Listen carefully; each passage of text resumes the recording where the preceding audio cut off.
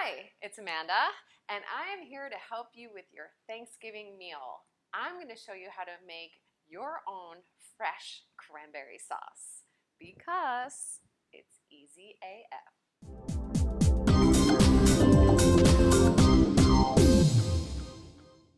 Okay, I know some of you grew up with the canned cranberry sauce, and I honestly still love it. It's nostalgic for me, but this is the most delicious cranberry sauce you'll have, and it's really simple. I know a lot of cranberry sauce have more spice and lots of ingredients, but this is straightforward.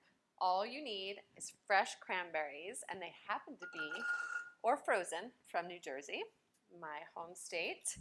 I like to put in orange, and I actually just put it in and then I take it out later. It gives it flavor, but it's not overwhelming. So I just stick it right in there. I'm going to turn this on.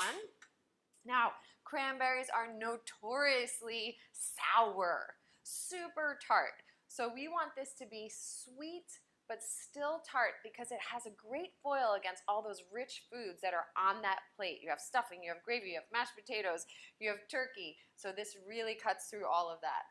I'm going to put in some water to help it along. The cranberries are going to start to pop and burst. I'm adding candied ginger. You can put fresh ginger if you like, but I love the sweetness and the chew on this. So I'm putting that in, and that's going to melt. I'm using some maple syrup and sugar. I like the flavor of maple syrup. It's a little bit savory, probably about 2 or 3 tablespoons of maple syrup. And you can use honey if you like, or you can go with all sugar. I don't like to go too heavy, like a brown sugar. I always use white sugar, honey, or maple syrup. And that's it. That is literally it, you guys. Water, oranges, sweetener, cranberries. There you have cranberry sauce. All we have to do is wait for it to cook. I like mine a little bit chunky. You can smooth it out and cook it longer. You can put it in the blender or the food processor if you like, but it's your fresh cranberry sauce, so you want it to look like a fresh cranberry sauce. Let's let it cook. Okay, so the cranberries have popped, and they have cooked, and oranges have cooked down, and we've simmered, I would say maybe about 10, 12 minutes, and look at that. It's ready to go. So all I do now, take it off the heat, I remove whatever is left of the orange. I want orange flavor, but I don't want it to be overwhelming. Get rid of that.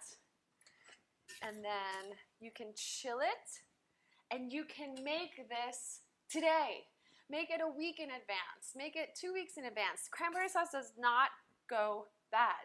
Just make sure you chill it down properly before you put it in the fridge, and then check it off your list because it's easy AF. Woo. Sweet and tart. Hey, wait! Before you take your Thanksgiving nap, I have an extra tip for you. In case you've got lots of leftover cranberry sauce, you can blend it and make it really, really smooth and make a cocktail out of it. This is what I call the Chef's Special, created by Robert Crossan at the Harrison in Tribeca. Cranberry with the ginger notes and orange, mixed with tequila, shook, pour over ice. You can use grapefruit or orange as your citrus. You have a Chef's Special that is extra AF.